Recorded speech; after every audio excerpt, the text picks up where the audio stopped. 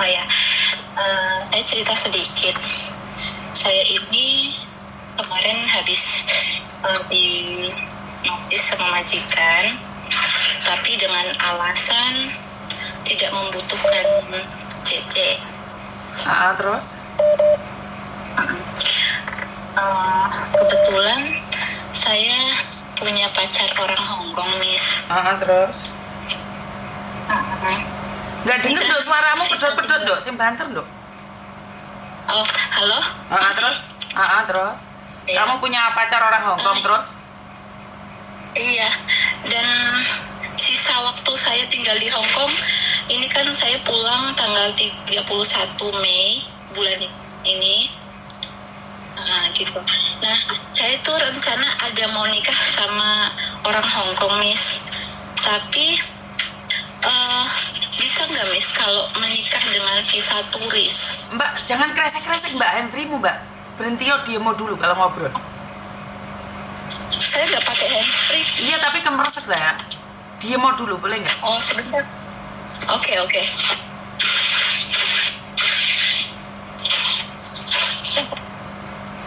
Halo?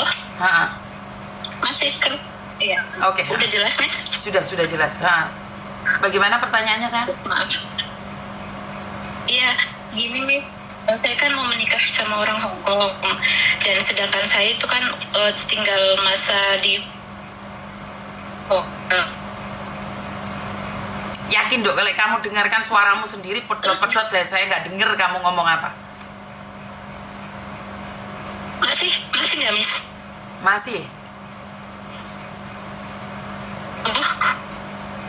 Saya sinyal deh. Apa masih, Miss? Halo? Oke, terus. Iya, jadi di Hongkong ini saya punya waktu hanya 3 minggu kurang lebih. Nah, bisa nggak, Miss, kalau saya menikah dengan visa turis gitu? Bisa. Oh gitu. Saya kan sebenarnya ditawarin sama calon saya, gimana kalau saya ngejeng kamu gitu. Tapi tapi maksudnya sisa waktu 3 minggu apa bisa gitu? Untuk bisa. Kalau misalkan calon saya ngejeng saya. Bisa, yang penting sekarang kamu nikah dulu. Tapi nikah bukan berarti kamu bisa tinggal di Hongkong loh. Iya, kalau itu tahu. Ya nikah aja, gak ada masalah nikah. Oh iya, kalau misalkan seandainya calon saya ngejeng gitu, kan sebenarnya dulu waktu saya mau masuk ke Hongkong melalui PT itu kan saya pakai alamat domisili Jawa Barat. Kan saya aslinya Jawa Tengah. Itu waktu masuk PT saya ganti alamat Jawa Barat gitu. Terus kalau seandainya saya pulang lalu kemudian ganti semua alamat ke alamat awal, itu gimana, Miss? Gak ada masalah sayang, gak ada hubungannya. Yang penting datamu bukan palsu, namamu bukan palsu, umurmu bukan palsu, terus status pernikahannya nggak palsu, nggak ada masalah. Alamat bisa ganti sayang. Dulu saya tinggal di Bali, terus sekarang saya pindah ke Jember, dan tahun depan saya di Jakarta, nggak ada masalah. Tapi pertanyaan saya, kalau kamu bagaimana? Kalau seandainya calon saya ngejeng saya sebelum saya pulang, lalu kemudian saya di Indonesia ganti alamat, itu nggak masalah ya, Miss? Nggak ada masalah. Tapi kenapa tidak memilih menikah aja? Karena kemarin kan masih ingat kan ada kasus di mana dijeng aja, ditidurin, hamil, setelah itu suruh buang anaknya, akhirnya kasus rame. Iya, karena Miss Judy itu menghindari sesuatu yang nggak baik loh. Kalau laki-laki pingin menikah, kenapa tidak berpikir untuk menikah aja? Kenapa harus dijeng dia dengan gaji 15.000? Habis itu kalau kamu sudah hamil terus suruh buang janinnya, itu nggak enak banget didengar gitu. Kenapa tidak memilih untuk menikah saja? Iya, kalau menikah udah ada arah yang serius gitu. Kan awalnya tadinya mau menikah akhir bulan Oktober, tapi nggak taunya ada notice gitu. Jadi ini saya memutuskan untuk pulang dulu gitu, untuk mengurus surat-surat yang diperlukan gitu.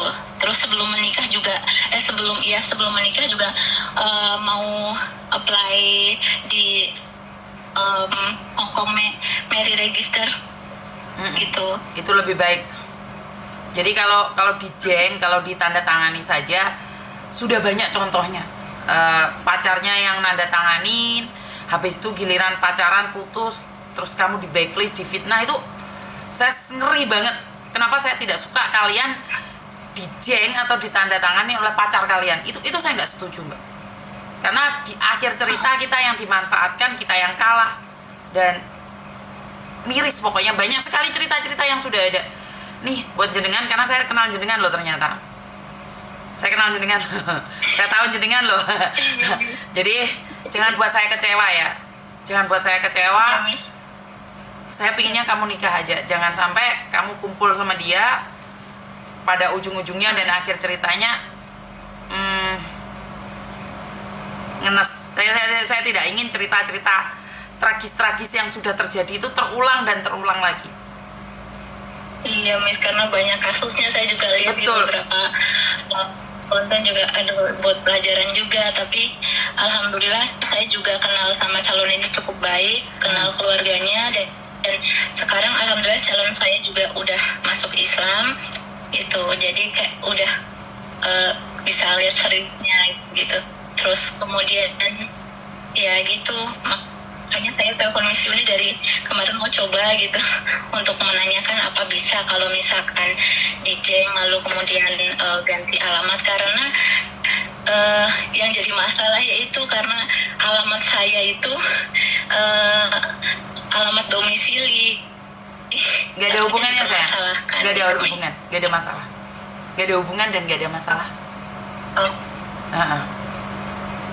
Alhamdulillah. Harus nikah ya, undang saya ya biar saya bangga gitu. Ya. Oke. Saya kenal kamu loh. Miss Yuni cuma bisa bantu doa.